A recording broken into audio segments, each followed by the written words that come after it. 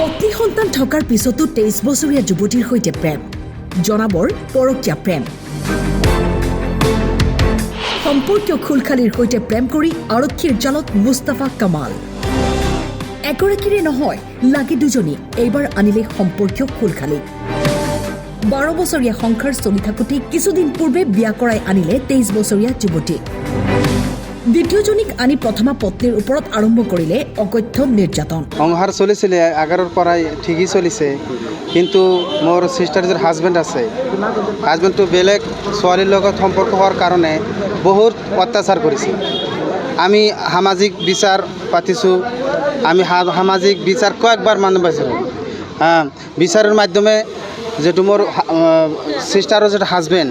বিচাৰৰ মাধ্যমে বহুতো মানুহ আছিল তাতে 50-60 জন মানুহ আছিল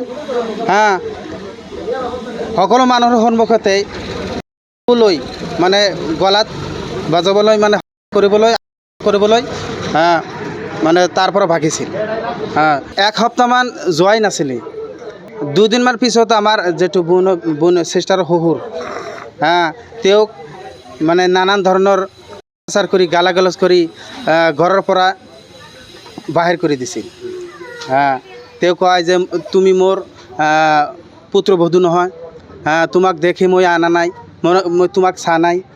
আৰু তোমাৰ কোনো অধিকাৰ নাই তোমাৰ যদি কিবা চাহিদা আছে যদি পূৰা কৰিব লাগে তেনেহ'লে মই ভাড়া কৰি মানুহ আহি তোমাক পূৰা কৰিম এইবিলাক কথা কৈছে আমি সেইবিলাক মানি লৈছোঁ যোৱাকালি যেটো ঘটনা সেইটো মই ফোন কৰিছিলোঁ কেনেকৈ খবৰ লোৱাৰ কাৰণে ফোন কৰিছিলোঁ মোৰ সিস্টাৰে ক'লে যে এনেহেন কথা তাৰপিছতো আমি আধা ঘণ্টামান পিছত ফোন কৰিছোঁ খবৰ পালোঁ যে মোৰ সিস্টাৰক বহুত অত্যাচাৰ কৰিছে ধৰিছিল এনেকুৱা বহুত মানে অত্যাচাৰ কৰিছিল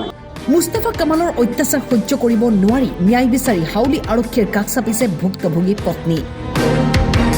দ্বিতীয় বিয়া কৰাই এতিয়া আৰক্ষীৰ জালত মুস্তাফা কামাল হাউলিৰ পৰা জাহিৰ আব্বাছৰ ৰিপৰ্ট টাইম 8